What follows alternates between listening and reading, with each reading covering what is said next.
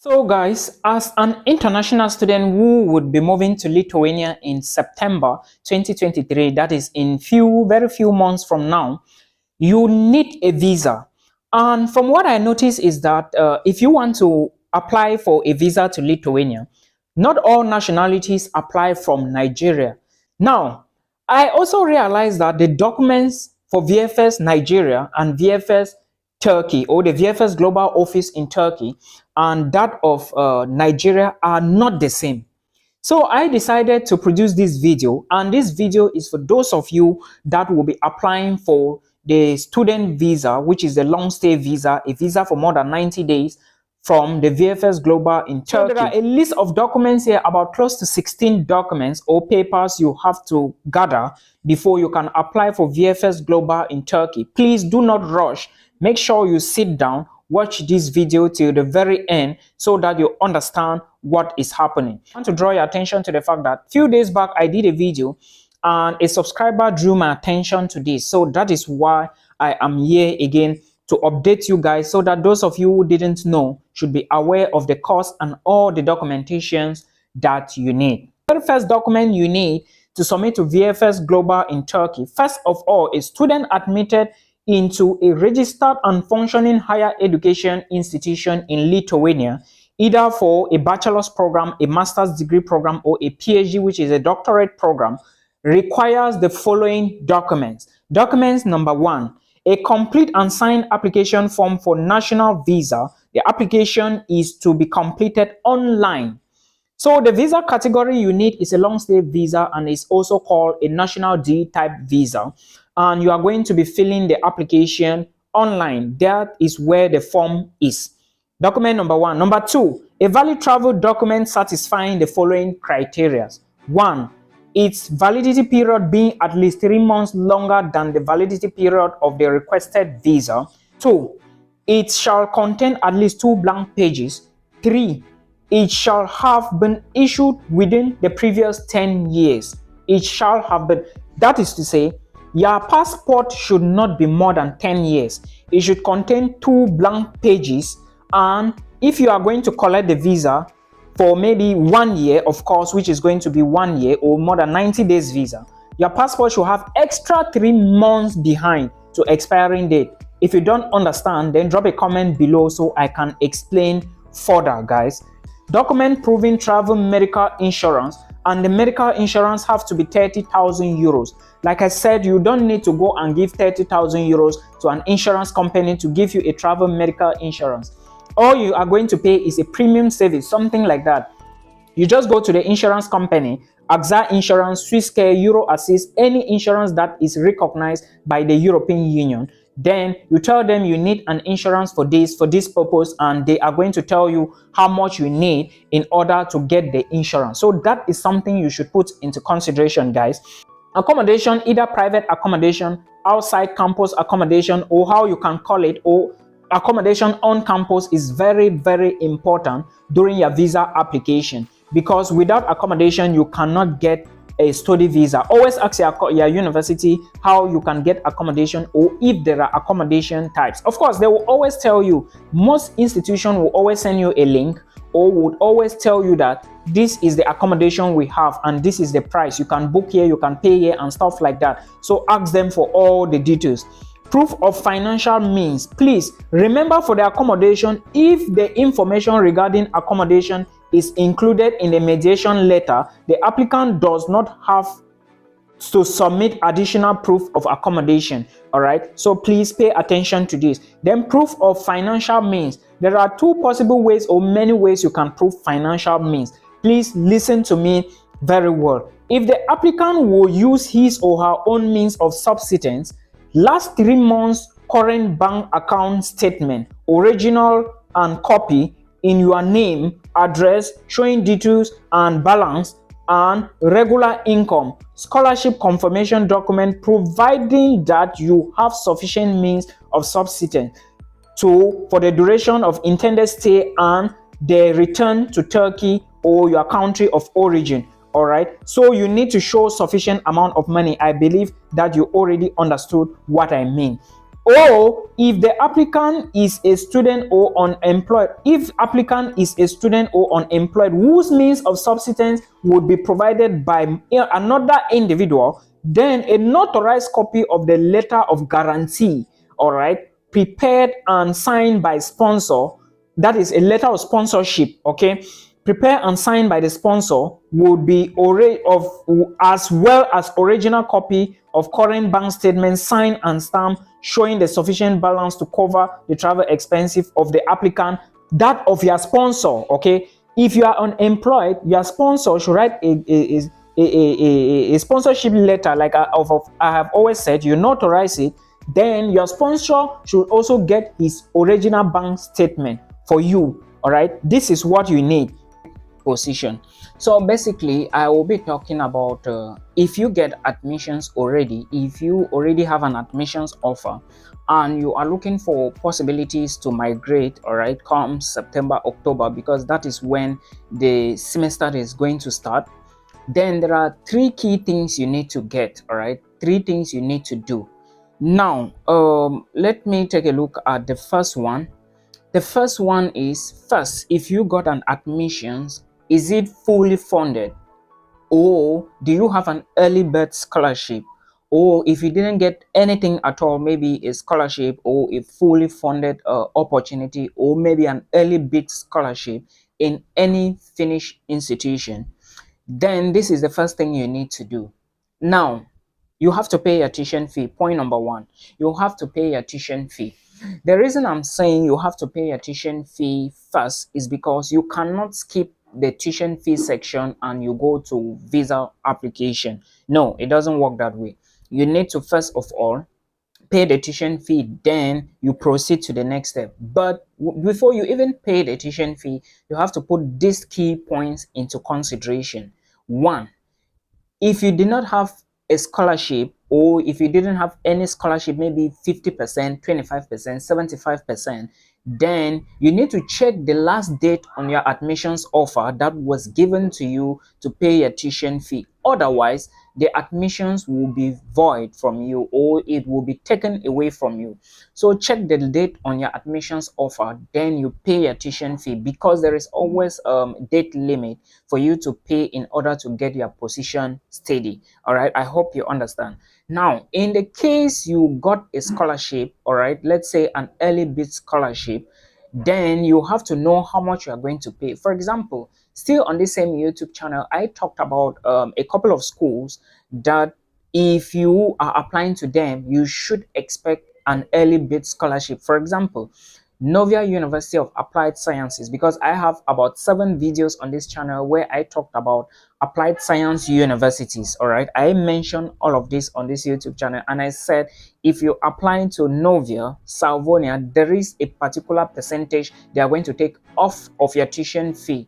All right, and some of these applied science universities equally have let's say if you get your admissions offer, there is a particular date you need to get the admissions first of all, then you accept the admissions. Now, if you pay your tuition fee within this time frame, they are still going to remove some certain amount of your tuition fee. All right, Norway University is 8,000 euros. Now, if you get an early bid scholarship or a 50%, it means you are going to be paying 4,000. I think this should be the cheapest school that was available during the application stage. Because I'm saying was available, that means it was during the application stage.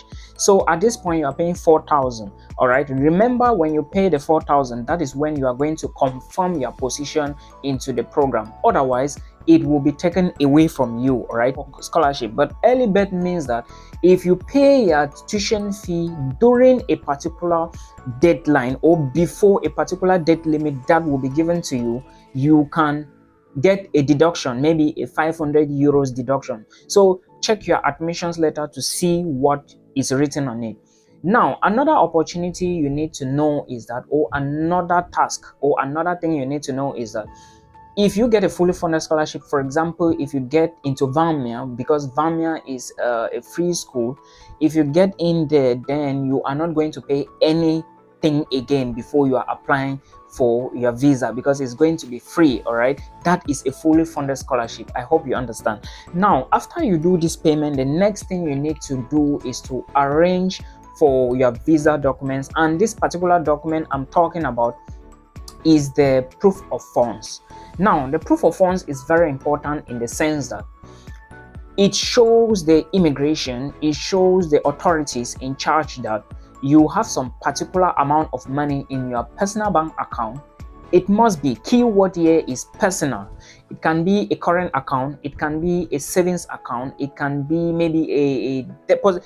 It should be your own account, all right? It should be your account. So you need to show a particular figure in that account, all right? It cannot be somebody else's account. Please remember this. It is very, very important. It should be your account, and the amount in this account is going to be how much? It is going to be 6,720 euros for 1 year.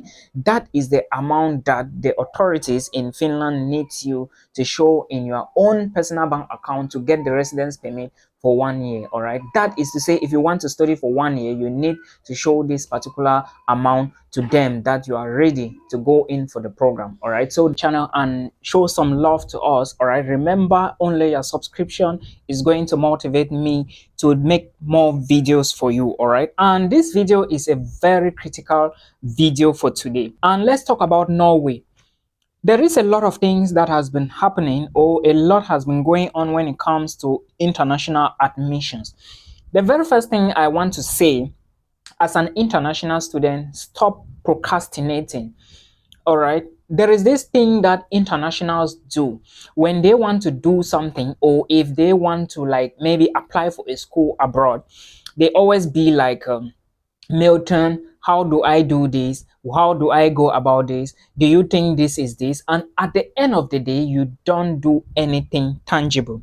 Now, this is the result. A lot of my friends who were to apply for schools in Europe have not applied to any, and up to date, they didn't apply to any. And as it shows right now, the only country they applied to is Norway, and the way things are going, they might not be moving abroad. So today I was on a call with somebody, and I quickly told him that it will be good for him to do another application. Guys, stay tuned to the end of this video and watch. It looks like you would be needing, in case you apply to Norway, you might just be needing at least 20,000 US dollars or more to study in this country.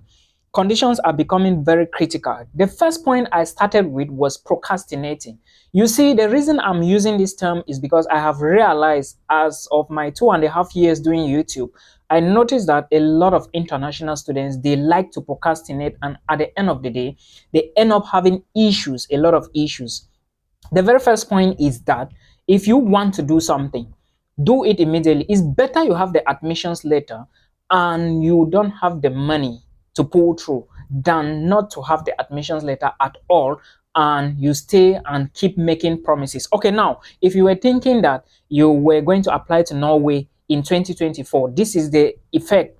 Norway has introduced tuition fee, and these figures are damn expensive, guys. The figures are so big.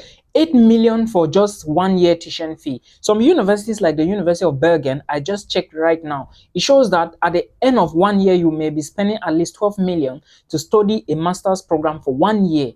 And remember, master's is 2 years, 3 years, some even 4 years in Norway.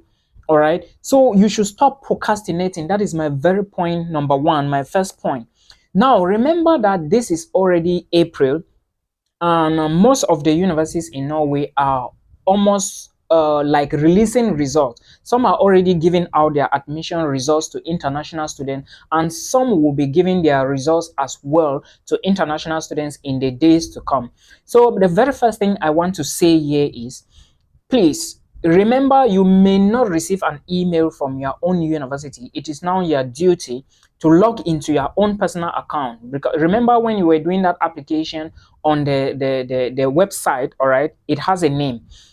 You have a portal where you are going to use your personal details, your emails, and the rest to log into that account. So please use those details and log into your account and check the status of your admissions. I want to say one thing here, and this is fact. If you get an admissions to Norway and you are able to do all these things to assess or organize all these monies and put them in place, you might just be moving to Norway. So if you are looking for an easy country, now you cannot apply again because admissions is already over. But if you had already noticed something from my videos before even the admissions closes, before the time that the admissions had to close, I brought one video on this channel and I said that if you have this money, if you know you can get the money and you really want to move to Europe, apply to Norwegian universities. The reason is because a lot of people will get admissions and they would drop from the admissions. And condition number one in Norway is that when you are given the admissions letter, in your own personal portal, you need to confirm that admissions, that yes, I accept. And when you accept the admissions, there is a deadline that you have to pay your first tuition deposit. If you do not pay the first deposit, they take the admissions from you and give it to the next student. All right. So if you really want to study, now the tuition fee are so heavy. The tendency is that students who will not be able to pay up to that deadline, their positions will be taken and given to those who are already on the waiting list or the wait list. All right, so that is something you should note. Remember that as of last year, 2020, Norway was free tuition. I think Norway, Germany, these were the only countries that were left in the list of free tuition universities in Europe. And again, let me reiterate this year. As an international student, if you want to study in Germany, do it now, because you see the same way that Norway has introduced tuition fee. In some time to come, Germany will do the same thing. All right. Austria was also free before, and they put, though the tuition fee in Austria is not that big, Sweden was free before, and you can see how much Sweden charged for 1 year, or let's say before you even apply for the visa, you can see how much you are going to pay. Those of you who apply to Sweden, you can bear with me and know what I'm talking about. So this is my second point. The third point is that, remember, classes are going to start in Norway in August 2023. So you have just May, June, July to apply for your visa. Like I said, admissions will be ceased from a lot of students who applied because they will not be able to pay. How are you going to raise, how many families can raise 8 million in 1 year in Africa? No, it's not possible. Like a unit, I was just checking Bergen. Let me read the figures from here.